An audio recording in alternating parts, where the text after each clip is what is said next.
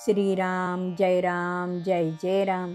सद्गुरू श्री ब्रह्मचैतन्य गोंदावलेकर महाराज यांची प्रवचने म्हणजे जणू वेदमंत्रच. श्री महाराजांनी प्रत्येक दिवसाच्या प्रवचनाबरोबर बोधवचनही सांगितले आहे. या बोधवचनांचा विस्तार एक तत्वनाम या पुस्तकात लीलया स्पष्ट केला आहे. लेखक आहेत रामभक्त श्री रम भ कुलकर्णी.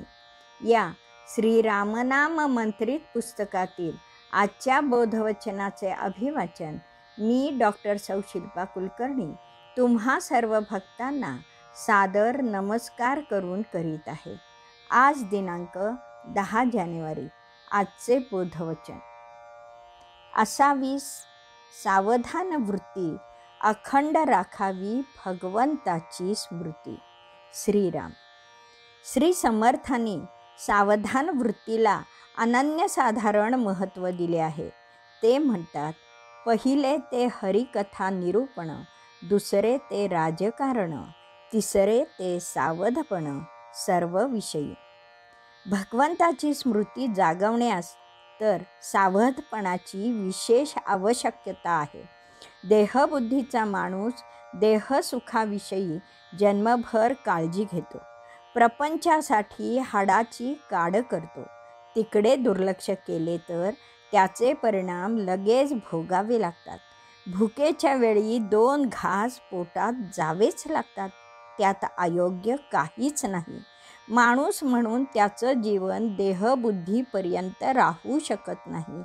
उदरभरण आणि स्वजातीवर्धन सगळेच जीव करतात. पशु, पक्षी, इतर जीवजंतू आणि माणूस यात फरक आहे. माणसाला काळाचं भान आहे आणि प्रगत अशा मेंदूचं ईश्वरी दान त्याला मिळालं आहे. काव्य, शास्त्र, कला, सूर, ताल, रंग, कृषी इत्यादी अनेक क्षेत्रात त्याने प्रचंड कर्तृत्व दाखवलं आहे.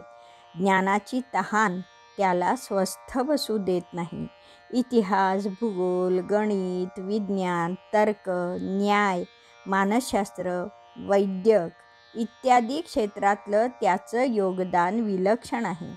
पण हे सगळं भौतिक ज्ञान झालं. माणूस ही सीमा ओलांडून सूक्ष्म अशा आत्म्याच्या अभ्यासातही प्रथमपासूनच प्रयत्नशील आहे. आत्मज्ञान मिळवता मिळवता ते ज्ञान आणि तो वेगळे राहू शकत नाही. अद्वैत सुखाचा अनुभव त्याला आला. भौतिक ज्ञान मिळवताना ज्ञान आणि ज्ञानी यांचा द्वैताचा प्रांत असतो. पण अध्यात्मात असा दोनपणा संपतो आणि अनादी, अनंत, निराकार, निश्चल, सनातन, सत्य, शिव, सुंदर आणि अविनाश तत्व आपणच आहोत असा साधकाला अनुभव येतो. परमसुख, समाधान, आनंद आणि शांतिरूप तो होतो. भौतिक ज्ञानाने जे सुख मिळत नाही ते सुख तो भोगतो आणि कृतार्थ होतो. हे सुख प्रत्येकाला मिळावं म्हणून संतांना कळवळा येतो. त्यासाठी त्यांनी भक्ती, ज्ञान, वैराग्य, कर्म, ध्यान असे विविध मार्ग सांगितले. त्या सगळ्या मार्गात परमात्म्याशी अनुसंधान ठेवणे ही महत्त्वाची गोष्ट सांगितली. पण हे साधून भगवंताची स्मृती राखणे त्याला कठीण वाटते. बाल्य अज्ञानात जाते, तारुण्य प्रपंचात जाते आणि वार्धक्य गलित गात्र होऊन शक्तिहीन अवस्थेत जाते. शिवाय अर्ध आयुष्य झोपेतच जाते ते वेगळेच. अशा या जीवनात सावधान वृत्ती ठेवून भगवंताचं अनुसंधान राखलं तरी जीवनाचं सार्थक होईल. पण श्री समर्थ म्हणतात की निद्रा, आळस आणि दुश्चित्त हे साधकाचे 3 शत्रू आहेत.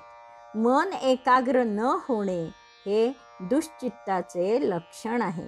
हे 3 दोष गेले तर सावधानता राहील आणि भगवंताची स्मृती राहील. बाटली निश्चल असेल तर बाटलीतलं पाणी निश्चल राहील. तसं मन एकाग्र असेल तर मनातील भगवंताचं अनुसंधान निश्चल राहील आणि परमसुखाची प्राप्ती होईल. मनातल्या सगळ्या शंका कुशंका काढून टाकून संत संगतीत राहून मन एकाग्र होईल. श्रीराम समर्थ. जानकी जीवन स्मरण. जय जय राम.